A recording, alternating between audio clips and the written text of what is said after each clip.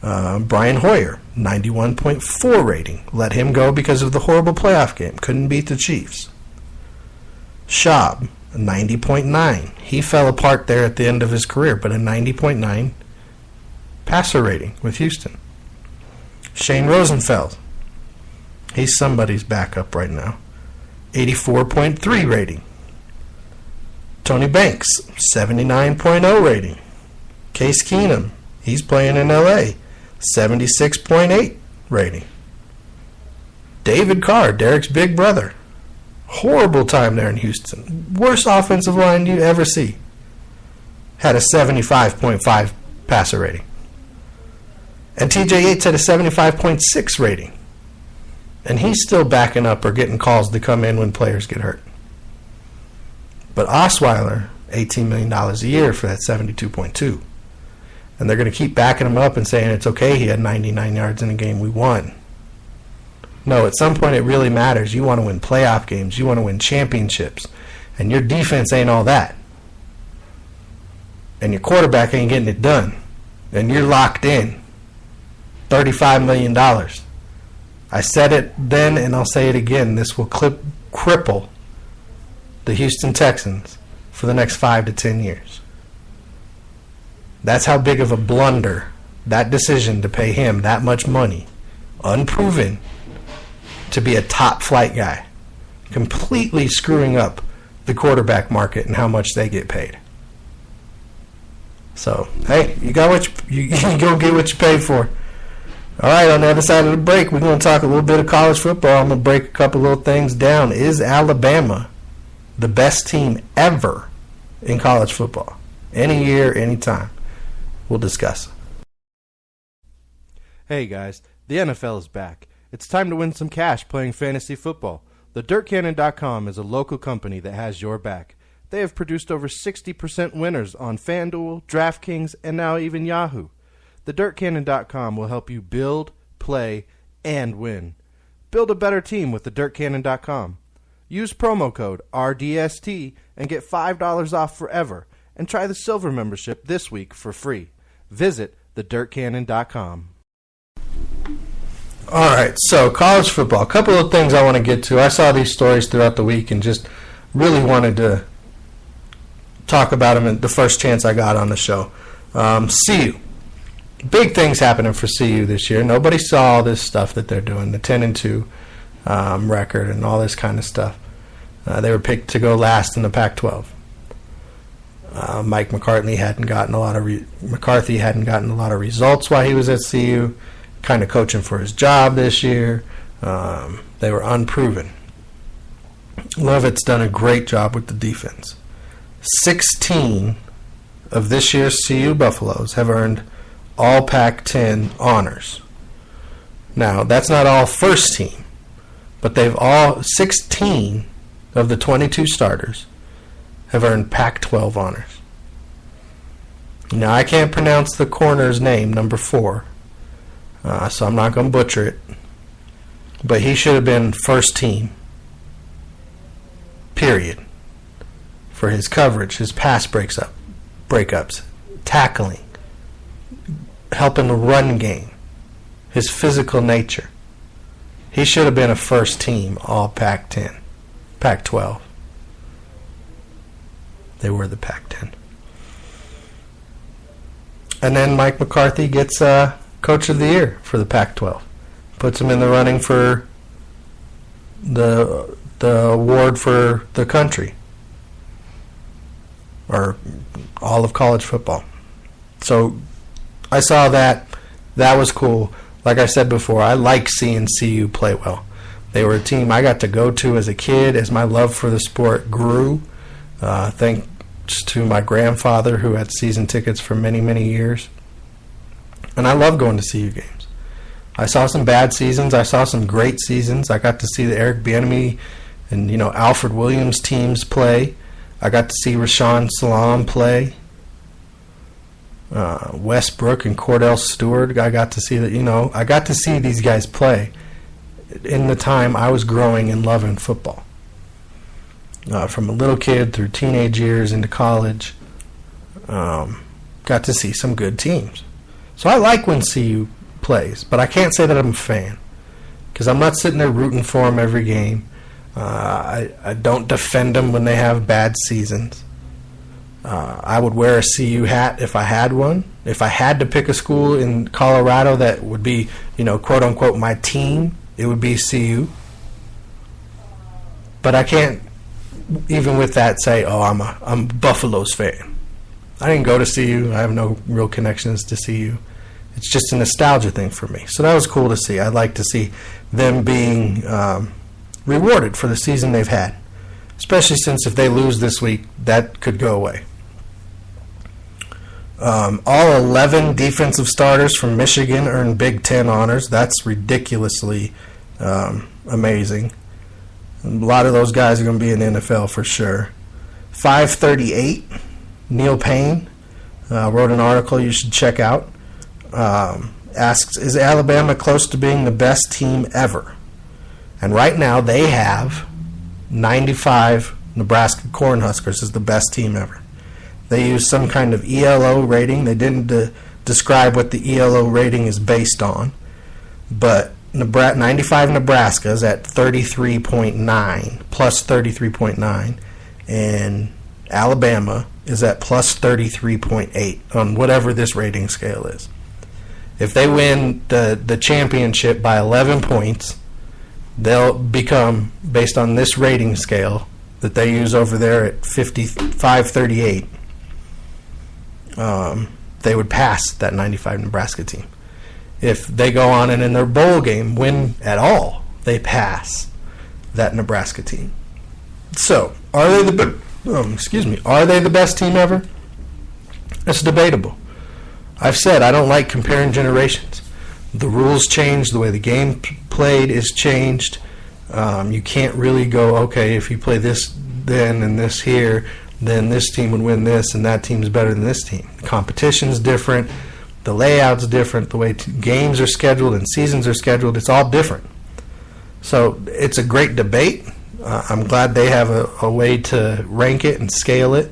But I don't know. I do think that this Alabama team this season is by far and away the best team in college football. It's not even, it's not close. So, good read. Check it out. I recommend it. It's a good read. Again, 538 Neil Payne wrote an article. So, yeah, check that out. All right. We're going to go to break. We're going to come back, and Fox Sports has an article, 13 most important games left on the NFL schedule. Hey guys, the NFL is back. It's time to win some cash playing fantasy football. TheDirtCannon.com is a local company that has your back. They have produced over 60% winners on FanDuel, DraftKings, and now even Yahoo. TheDirtCannon.com will help you build, play, and win. Build a better team with TheDirtCannon.com. Use promo code RDST and get $5 off forever. And try the Silver membership this week for free. Visit TheDirtCannon.com. All right, so they start this article, Fox Sports does. Let's see, who wrote this article? Dan Graff. On November 29th, he wrote this yesterday morning. There's 79 games left in this season, but he has 13 that he's selected as the most important of what's going to happen as far as playoffs and things like that. The first one he has laid out, and they're not ranked in order from 1 to 13 most important. They're just the 13 most important games out of the 79 left on the schedule. First one, he has the Cowboys and Vikings this Thursday, December 1st. Big game, obviously. Can the Vikings keep pace in the NFC North? Is that defense going to come back and start playing a little bit better like we thought they were going to do before the last game against the Lions on Thanksgiving? Are the Cowboys going to keep rolling with these rookies? Are they going to keep doing what they're doing for a 16-game schedule? Will they hit a rookie wall? I don't know. I like that pick as far as importance, though, because it can, mess up the playoff picture a little bit. If the Vikings win, that puts them a game closer to Seattle and Detroit. They do play Detroit down the stretch. They still have a game against the Giants, who are the team that have beat them so far this year. He points to the Chiefs at the Falcons December 4th, this Sunday. big game. Both teams looking to maintain. The Chiefs are chasing down the Raiders. The Falcons are hoping to stay in first place with the surging Tampa Bay team.